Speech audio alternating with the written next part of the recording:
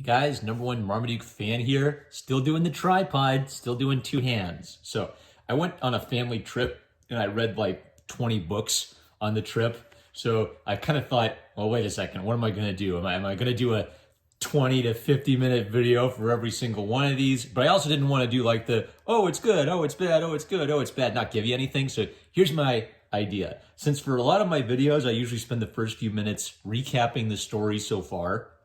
Well, why recap it? Why don't I recap it once and then go through a bunch of volumes of the same series so I can get through this a little faster? So let me know in the comments if you like this solution. As traditional, here is our one-sentence review of Case Closed.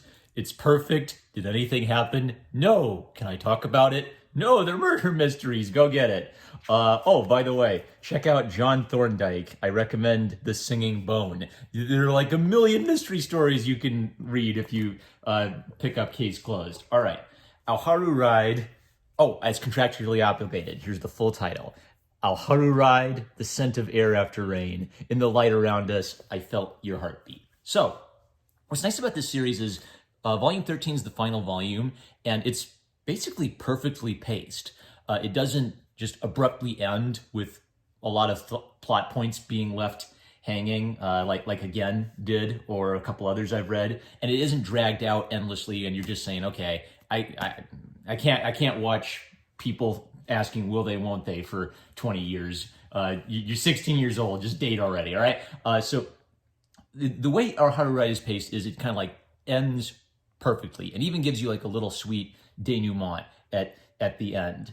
So let's just go through it. So our story so far is that Futaba and Ko, these two, have always had kind of like a connection with each other, but it's sort of like fate keeps intervening. Whenever Ko is going after Futaba, she's with a guy. Whenever Futaba's going after Ko, he's got a girl. They're never quite sure how the other feels. It's just like there's a bunch of stupid miscommunications between the two of them, even though all their friends know they have ridiculously great chemistry and they should be a couple. But this is terminated with Futaba basically saying, I can't wait around for Ko forever. I'm not going to let him be the only guy I ever see. These are the best years of my life. I don't want to miss the Haru ride. So Ko is out and Toma is in.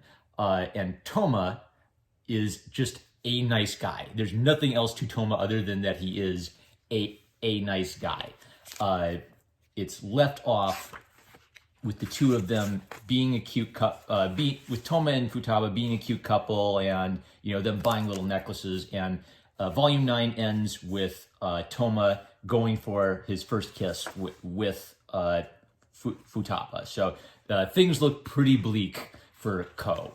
Up to this point, Ko has basically the reason Ko wasn't able to go for Futaba is he had a sort of kind of not really girlfriend from his old school, where he didn't really like her, but she was kind of attached to him. They've never officially been boyfriend and girlfriend, but Ko knows that he has to let her down easy and end the relationship before he can go for Futaba, but he missed his chance. So during a class trip, they take a class trip to Ko's old hometown, and Ko is still mourning over the death of his mother, so his old hometown has a lot of painful memories for him, and his friends know this. So he's trying to keep a stiff upper lip about it, exude that strong personality, but inside Ko's just a hurting little boy who's still sad that his mommy is dead. So on the trip over, I thought of C.S. Lewis when I saw this. So he takes a look at Futaba, and she just falls dead asleep on the bus, and he just can't help but notice how cute she is when she's asleep. And there's this great line C.S. Lewis has in That Hideous Strength about the peculiar sympathy men feel whenever they see something asleep, especially their own wives. So without any words, we just know exactly what's in Ko's heart as he sees this adorable sleeping creature next to him. Now, at that moment, Shuko, Futaba's bestie girlfriend, notices and hides behind the seat. So another neat thing is Ko and Futaba are the most fleshed out characters and kind of the most three-dimensional characters, but their friends, their friends never kick down the door and say, okay, now I'm the star of the show, I'm the guest star of this episode. But their friends have personality and their own lives and contribute to Ko and Futaba's story without ever distracting from it too much. So Shuko was kind of a lonely girl, and the only crush she's ever had is on the teacher. She didn't have many friends until basically Futaba learned to stop being a immature valley girl and hang with friends who were actually nice to her rather than friends who were nasty to her. Shuko has known the entire time that Ko likes Futaba, and she feels guilty because maybe if she told Futaba that, maybe the two of them would have been together. However, now Futaba's with Toma, so Shuko doesn't really know what to do because she doesn't want to introduce a whole bunch of drama and upset Toma and Futaba's relationship, right? So a lot of the characters are kind of like watching the same old soap opera that we're watching, and a lot of them don't know what to do about this weird mixed up situation either. Hopping ahead, the trip, the class, they go walking around and seeing the sights in the town. Futaba kind of wants to support Ko as a friend without being unfaithful to Toma as her boyfriend. Toma's in another class, so she's sort of forced to spend time with Ko and the others, and she doesn't get to spend much time with Toma. So Futaba's in this really awkward situation where she's having to hang around with a boy she really likes, but who isn't her boyfriend right now. Back at the hotel, the boys have like an adorable pillow fight. It kind of symbolizes something. So Ko and Aya have this sort of like very straight talk relationship where it's like, I'll tell you if I think you're being an idiot. Oh yeah, bro, well, I'll tell you when I think you're being an idiot. So in the past, Aya's kind of like told Ko he's being an idiot for not talking to Futaba about his feelings. So now it's kind of like Ko's turn to reciprocate. Aya has been pining for Shuko for ages, and Shuko only likes older men. So Aya just feels like it's never gonna work. I'm forever alone. And so Ko kind of like gets annoyed at how sulky he's being. The two of them have a pillow fight. The two of them make up. I just want to state here that it seems to me like adorable pillow fights is something that transcends the gender binary. Like girls love drawing scenes with boys having adorable pillow fights. Men love drawing scenes where the girls all have adorable pillow fights. They're just some things that are universally wonderful. Hopping ahead, although Futaba is trying to be faithful to Toma, and she's trying to be like a good girlfriend to Toma, but it's sort of like fate keeps putting her and Ko in these awkward situations which remind her how she feels. So they bump into each other at night, and the students are not supposed to be out at night. They're definitely not supposed to be out at night together. So if the teachers catch them, they're in big trouble. They hear the teachers coming and hiding, and Ko, the knight in shining armor, decides he'll stand up and walk out and face the teachers. So he's going to take the hit. He's the one who's going to get punished by the teachers, but that means they'll take him, and they'll never find out that Futaba was out at night. And this just reminds her of what she always loved about Ko, which is that underneath his prickly exterior is a very genuinely sensitive and self-sacrificing soul. But they can't be together, so it never works out. Now, Toma's kind of interesting because he reminds me a little of Mr. Wickham in Pride and Prejudice, except not evil. So Wickham's deal is that when Eliza Bennet meets him, Wickham is dashing and handsome, and he seems intelligent and kind, and he just seems like a dreamboat. And towards the end of Pride and Prejudice, we find out that Wickham is a scoundrel. He runs off with Eliza's sister, with no intent to marry her, right? He almost destroys the Bennet's entire family through his selfishness.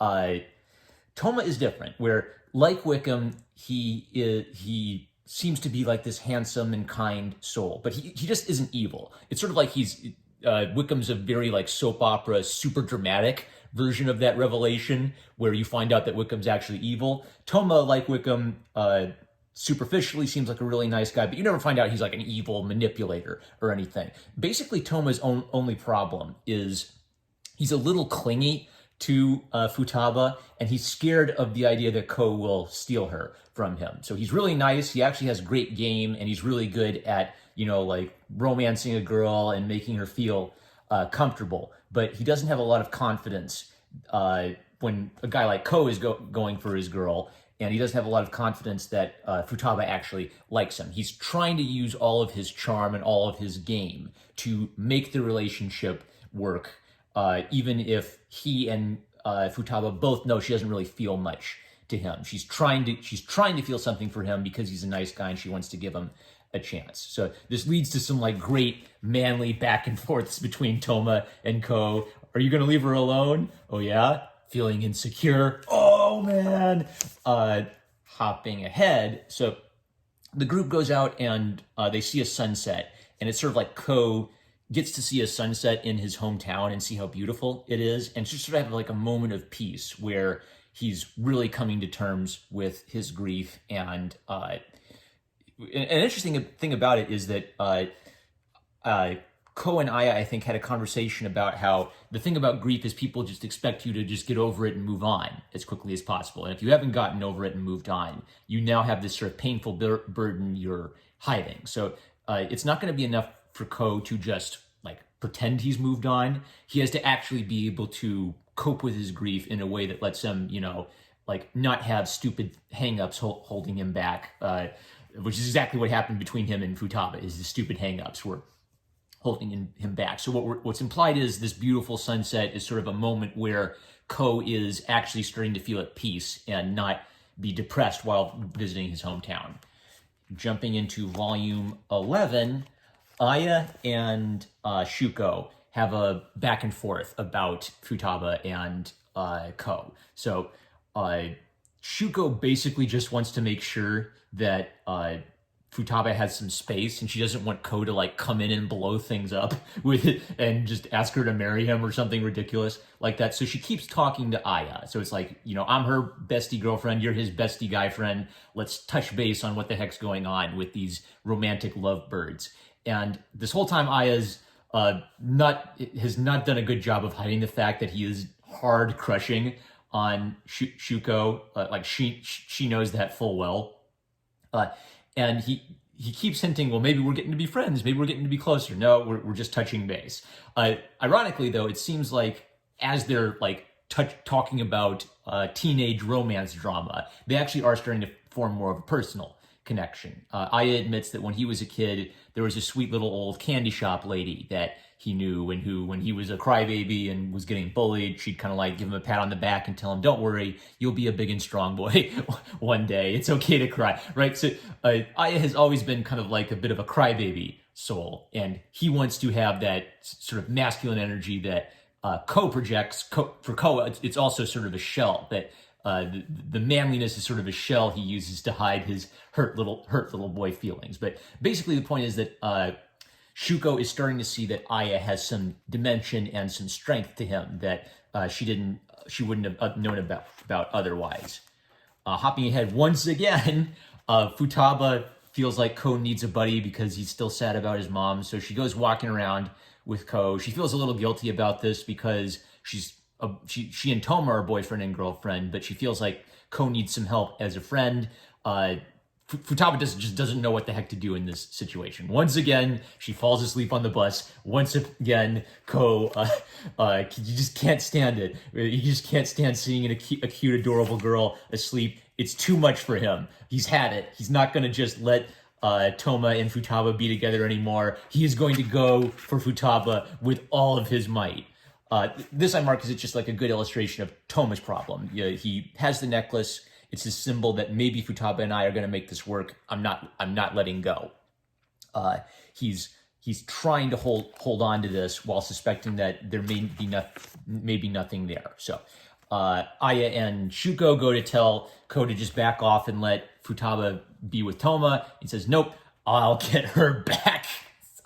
What's kind of neat about this is Ko is having to go through like a whole range of emotions, and he has to kind of like find a balance. If he just goes after Futaba, it's like he's smothering her, and he's not giving her any space to make her decision for herself.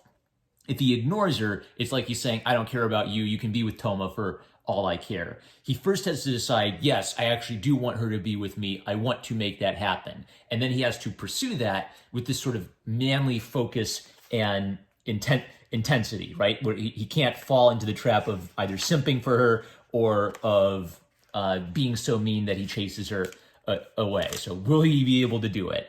There's also a nice note from the author talking about how cool it was that she got her anime and how exciting this was, getting to announce it on Twitter. But jumping ahead. Okay, now why'd I mark this? I think this is a conversation where all right, so Futaba is goofing around in town and someone steals her backpack and she chases after the thief and realizes, wait, this is dumb, I'm chasing after a full-grown man. So she has to run away from the thief, and she wants Toma to come rescue her, but Ko comes and rescues her. Fate and God seem to keep saying to her that you should be with Ko, even though she wants to be faithful to Toma and not cheat on Toma behind his back. Ko and Toma have another of their guy-to-guy talks where Toma says, "Are you backing off from her?" Ko says, "No way, I'm not backing off from her. I don't care about your little trinket or little love necklace you have for Futaba."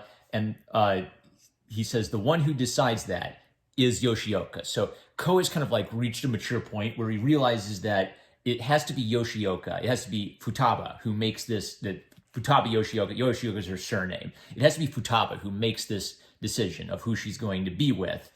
Ko is mature enough to realize he can't force her to choose him, but he can do everything within his power to communicate to her that I think you and I should be together.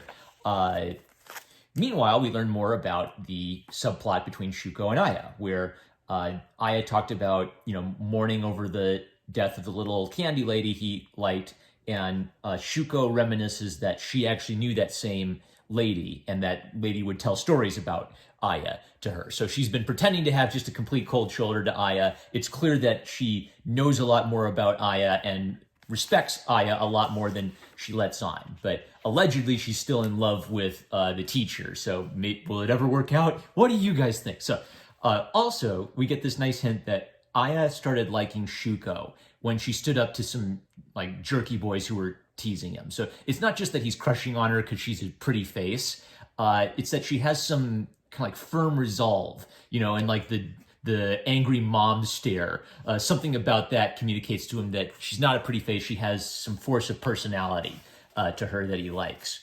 How did this build up? Okay, so this builds up to Futaba desperately wanting to talk to Toma about how she basically went out with Ko, and now she feels guilty about it because now that she's thought about it, she's said, well, that wasn't really a fair thing to do with you because I still have these feelings for Ko. I thought I was just being a friend. But basically, Futaba wants to apologize, and Toma doesn't want to let her talk about it and doesn't want to let her apologize because it's sort of like Toma's afraid that if they talk about it, it's all going to fall apart and he won't have her anymore. So there's this kind of like really important moment where Futaba has to push Toma to the point where we say, no, we actually have to talk about, the difficulties in our relationship if this relationship is going to move forward.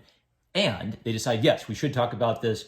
We should talk more. It actually looks like their relationship is getting stronger. Like maybe it'll work out. Now, the unresolved baggage Ko has to resolve, basically his realizing that he's in love, he is indeed in love with Futaba, has forced him to say, okay, it's time to take care of the baggage. So he goes to talk to Narumi, his sort of kind of not girlfriend from middle school. So we then hop into seeing Narumi's story and how Narumi knew Ko when he was just a handsome young middle school boy and gradually falling in love with him. And what happens is both of them lose a parent. And what's kind of obvious is both of them sort of use each other as a support while they're grieving. But that basically means that their relationship is 100% tied up in the grief. It's actually implied that although Narumi really likes Ko, this relationship isn't going to work because they don't have that chemistry, and they're basically being friends as a way of coping with their grief. But apart from their shared grief, they don't have too much that they share.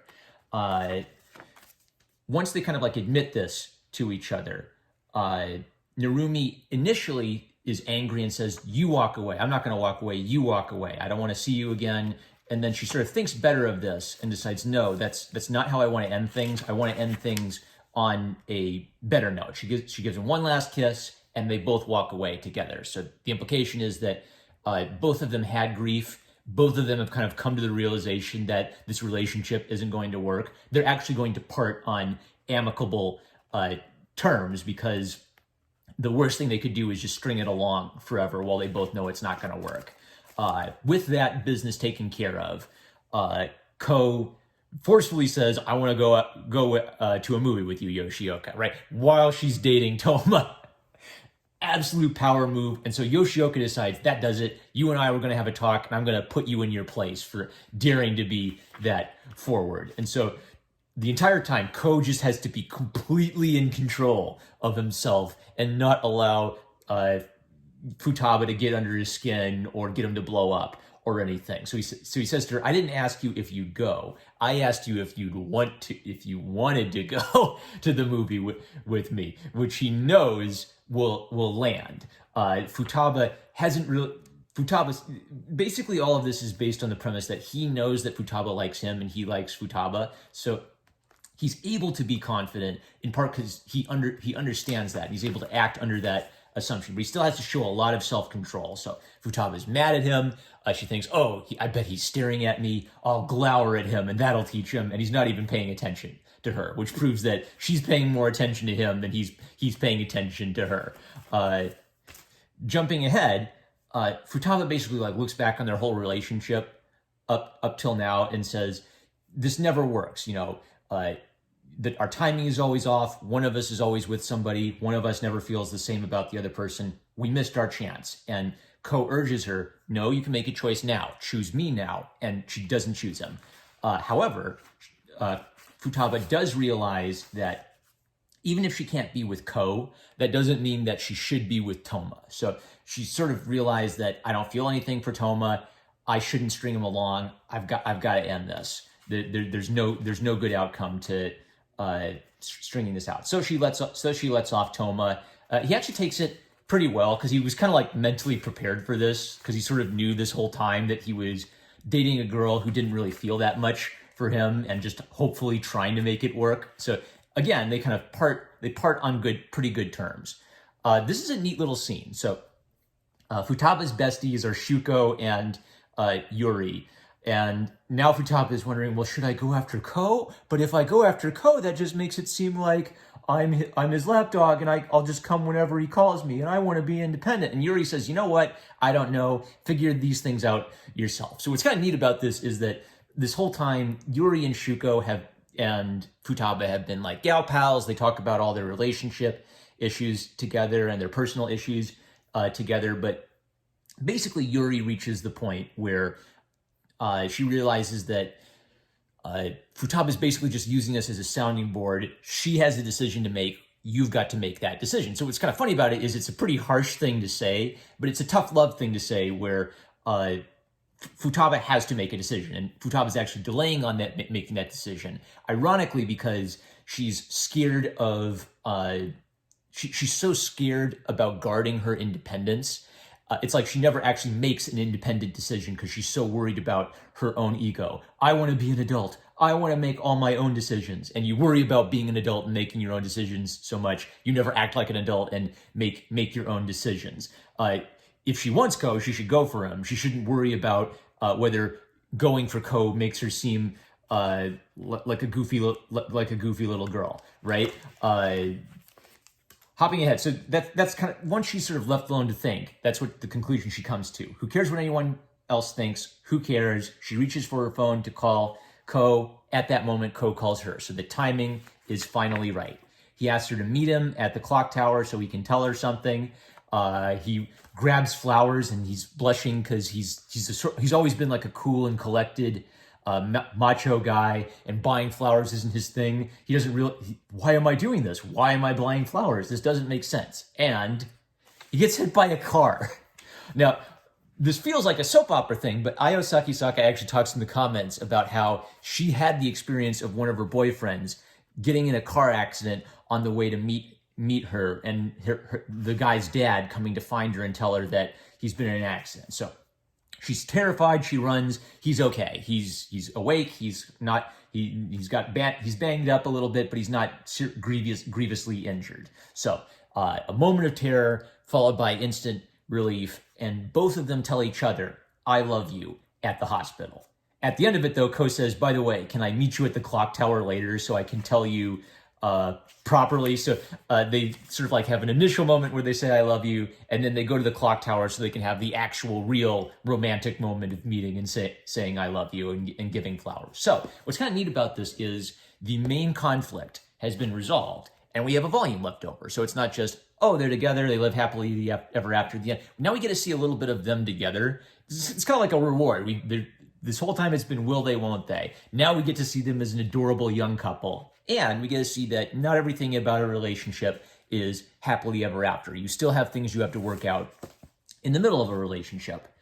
Ko, who has kind of like risen to the top of his class, there's this subtle joke that Ko, when he was pining over Futaba, his grades sank. And then once Futaba got together with Toma, he started studying like crazy to occupy his mind, and now he's like at the top of the class. He had to pour all of that romantic rage into something, so he chose books. So Ko is helping Futaba with her studies, and there's this sort of like cutesy little gag where Futaba wants to have this sort of like adorable, romantic Hollywood scene with him forever. And there are going to be moments where he's like, no, knock it off. You've got to do your homework, right?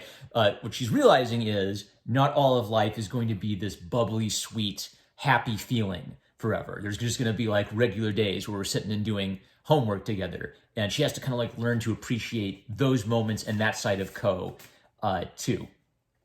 Ko's older brother, the teacher, the same teacher that Shuko's been in love with, he's going to move to a new school, and basically the teacher's like in this awkward situation where a girl is pining for him, and he has to tell her, nope, you can't see me, we can't walk home together, we can't be alone together under any circumstances. You're just going to have to learn to cope with these emotions because nothing's going to happen. He's also kind of like hopeful that if Aya goes for Shuko, maybe that'll sort of like free him of this problem. So he kind of like gives Aya the advice that, I'm going to be moving to another school. Maybe this is your chance. Go for it. So what's neat about this is we're going to wrap up the Aya Shuko subplot. And the whole time we're going to wrap that up, we also get to see lots of scenes of Ko and Futaba being lovey-dovey and going to movies and sharing popcorn together, and great scenes like this. So this is neat because this ties up a thread. So Ko, because he's so sympathetic, he adopted this stray cat that he just saw wandering around, brought it home and took care of it, and nobody knows the cat's name. Everybody has a nickname for the cat, and Ko's dad comes home and picks up the cat and calls it Yoshioka, which means that Ko named it after Futaba Yoshioka. It was the only name he could think of. This whole time he's been petting and feeding this cat he named after the girl he liked, and he was so embarrassed he just didn't tell anyone the cat's name. So what's great about this is the joke at Ko's expense is that Ko projects this really cool, confident sort of masculinity, but underneath he really is still a sweet little boy, and he's kind of embarrassed when that sentimental side of him is revealed in public. Ko and Futaba decide they're going to try to help out Aya a bit. So the best they can come up with is, well, let's go to a movie on Valentine's Day. I guess there's a thing in Japan where girls give boys presents on Valentine's Day and boys give girls presents on White Day. Is that right? But the basic premise is Futaba says, well, on Valentine's Day, Aya, you should give Shuko chocolates, right? Which is not the normal thing. The normal thing is girls give guys chocolates. But go ahead and use that day as an opportunity to tell her how you feel about her. Now, she already kind of knows how he feels about her, but he's never had like the direct, I like you, please go out with me conversation with Shuko. Their plan is, let's get 4 movie tickets. We'll say, oh no, we have an extra movie ticket. Would you like to come, Shuko? And Ko just can't believe this. Shuko is going to see through this. She's going to know exactly what the heck you're doing. This is so obvious. But Shuko says yes, and she's smart enough to see through it. So what that means is, if it's so obvious she can see through it, and she says yes, why would Shuko say yes to going to the movies with them? When Aya gets his chance to talk to Shuko, what does he do? Okay, so first he is honest and he tells her that the teacher is leaving next year. And the reason he wants to tell her that is, I want to give you the chance to go for him if you don't want to choose me. Because when he leaves the school, I guess the law is, okay, now it's okay for them to date because they're no longer in a teacher-student relationship. So he admits a crucial piece of information that would, if Shuko chose, let her just run off and chase after the teacher, if that's what she wants. But he wants to tell her the truth before he admits that he loves her. Then Shuko gives him chocolates, which proves that the whole time she was preparing to give him chocolates, the whole time she was preparing to tell him that she likes him. So there's a lot about timing in this, where if one person likes the other person, but that other person has someone else they like, the timing just isn't right. And it's sort of like in the dance of the relationship, there has to be a moment where both people simultaneously realize the other person is a good match for them, and circumstances allow for the conversation to take place where we understand one another. That's exactly what happened in Ko and Futaba's messed up relationship. It's what finally gets to happen for Aya and Shuko, the king of the wingmen and king of the wing girls. They have it work out for them. There's also a neat little subplot where Futaba has a dream that it was not. What if it was all just a dream? What if we never got together? And for a second, she doesn't see Ko's name on the class register, and she thinks, did he go to another school? Is he in the honors class now? Will I never see him at school anymore? And then he sees her and he says, oh yeah, I changed my name back. So while he was mourning for his mother, he changed his last name to his mother's surname, kind of as a coping mechanism. Now he's returned his surname back to his father's name, which is sort of a signal that he's over it. He's ready to move on with his life as a new man. His time as kind of like someone who's crippled by his grief is over. So Futaba has a kind of like moment of relief where it wasn't all just a dream. It really happened. At the end, there's also a little bonus manga from a series called Strobe Edge. This was her previous series before starting Our Haru Ride. I tried to read it and I really couldn't follow it because it's clearly like a cast of characters who have like a long history and relationship with each other, and I can't follow it at all. But what was still kind of neat about it was getting to see Ayo Sakisaka talk about her work and things like after she finishes one work, sometimes she has like an embarrassed feeling about it, and she'll look back at it and say, man, I hate that old work. But getting to return to it and do one final little chapter in an older series was sort of a nice, I guess like adult moment for her where she got to come back to the characters one more time and sort of say goodbye to them. It's kind of like a neat example of an artist coming to terms with her own work. Then she has like a great afterword where she talks about how one of the central premises was, what if you had a girl who was more like a traditional hero? And what if you had a guy who was very flawed and the romance was between them? She talks about the importance of realism and wanting to have, examples of, sweet romantic moments that just appeal to people in fantasy, but to keep it all very grounded in reality. That's one of the most striking things about this series is it feels completely real. It feels like an actual story of confused, stupid teenagers. There's even a great line I forgot to read out where I think Shuko says, Ko is kind of dumb, but at least he's getting to be less dumb than he used to be, right? Which is exactly Ko's character. Because he's getting less dumb over time, that makes him kind of endearing. And at one point, what Futaba realizes, when she realizes she doesn't like Toma, what she tells Toma is, Ko's immature and he makes mistakes, but he's growing up, and I want to be there for every minute of it. So it's more important that you are kind of like working on yourself and working to the point where you're a competent and capable adult than that you do everything perfect all the time in the moment. So fantastic. That's the end. That's the end of Our Haru Ride. What a great series.